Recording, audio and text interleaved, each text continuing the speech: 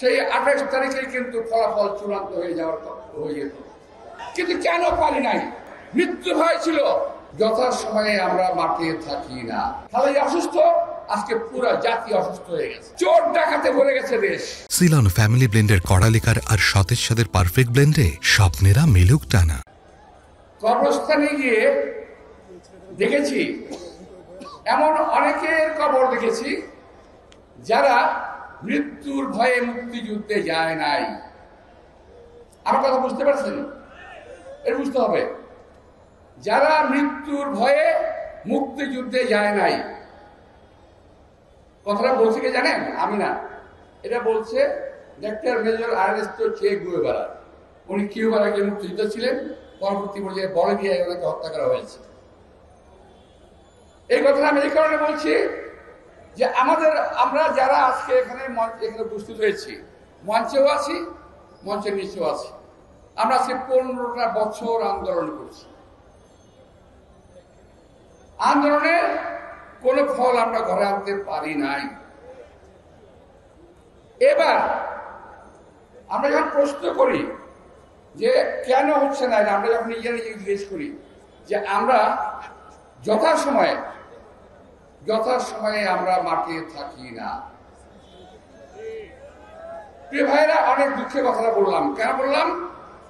28 তারিখে যে আন্দোলন আমরা করেছিলাম, সেই 28 তারিখে কিন্তু ফলাফল চূড়ান্ত হয়ে যেত, যদি আমরা পাল্টা একটা মিছিল নিয়ে দাঁড়াতে পারতাম।